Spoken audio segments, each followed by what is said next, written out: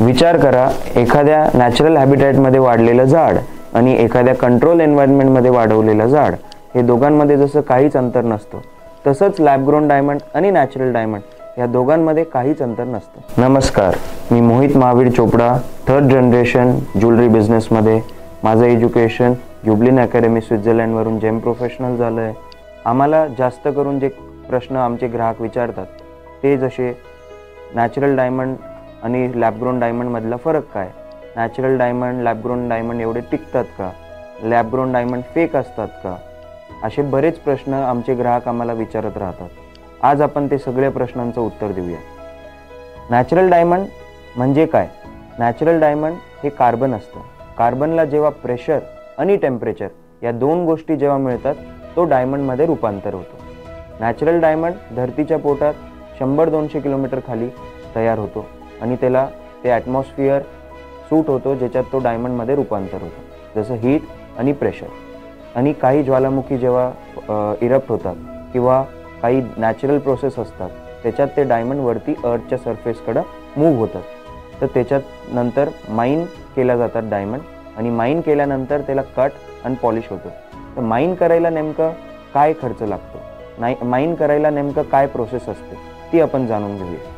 Mine करायला 1 crate diamond काढायला 10 ton माती काढावी लागते, तेव्हा जाऊन 1 कॅरेट डायमंड आपल्या हातात येतो. ती प्रोसेस माती काढल्यानंतर त्याला वॉश करावं लागतं. वॉश करायला 11,000 लिटर पाणी लागतो त्या मातीमधून 1 डायमंड काढायला. तर 1 कॅरेट डायमंड काढायला 10 टन माती आणि 11,000 लिटर पाणी हे वेस्ट होतं, तेव्हा जाऊन 1 कॅरेट डायमंड आपल्या हातात येतो. लॅब ग्रोन डायमंड हा एक सीडपासून तयार होतो. सीड म्हणजे नेमकं काय? सीड हा एक नॅचरल डायमंडचा छोटासा तुकडा असतो.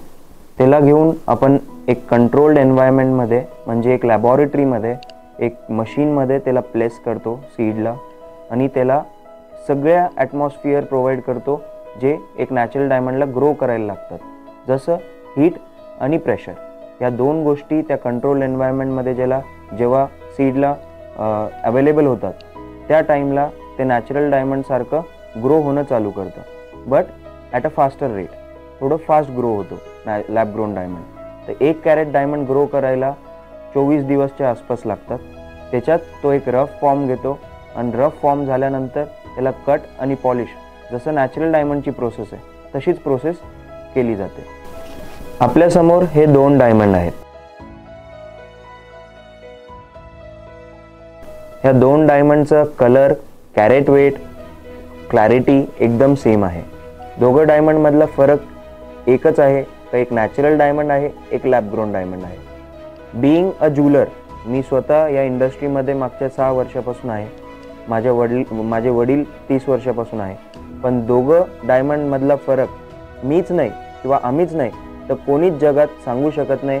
लुकिंग ॲट इट, याच्यावर जोपर्यंत लॅबॉरेटरीमध्ये चेक करण्यासाठी मशीन्स नाही लावले जात तोपर्यंत या दोघं डायमंडमधला फरक सांगणं इम्पॉसिबल आहे. कारण दोघांचं हार्डनेस, दोघांचं ब्राईटनेस, दोघांचं कलर एक्झॅक्ट सेम आहे. आणि हे दोघं डायमंड सेम इन्स्टिट्यूट सर्टिफाय करतात का हे डायमंड्स आहेत.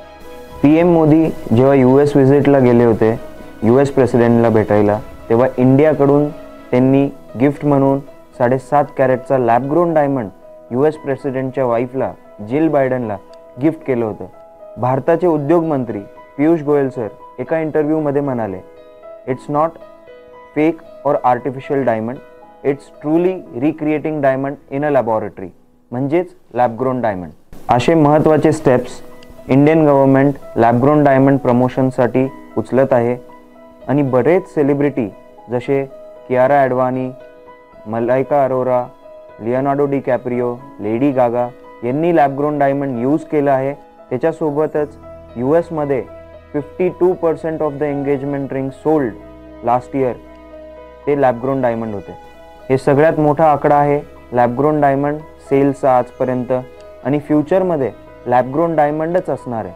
कारण climate change is real, and climate change जर थांबवायचं असेल तर मग आपल्याला माइन्स पण थांबवावे लागतील कधी ना कधी. तर लॅब ग्रोन डायमंड हेच गव्हर्नमेंट प्रमोट करणार आहे. तर लॅब ग्रोन डायमंडकडं एकदा अवश्य लक्ष द्या आणि एकदा अवश्य लॅब ग्रोन डायमंडविषयी माहिती घेण्यासाठी व्हिजिट करा न्यू श्रीनिवास ज्वेलर्स. ह्या पहिले ग्राहकांना लॅबग्रोन डायमंड बघायचं असायचं किंवा घ्यायचं इच्छा असायची तर त्यांना मोठ्या शहरांकडे वळावं लागायचं, जसं मुंबई किंवा दिल्ली. तुमच्यासाठी न्यू श्रीनिवास ज्वेलर्स घेऊन आला आहे उत्तर महाराष्ट्रातील सगळ्यात मोठं लॅबग्रोन डायमंड ज्वेलरीचं कलेक्शन असणारा ब्रँड एला.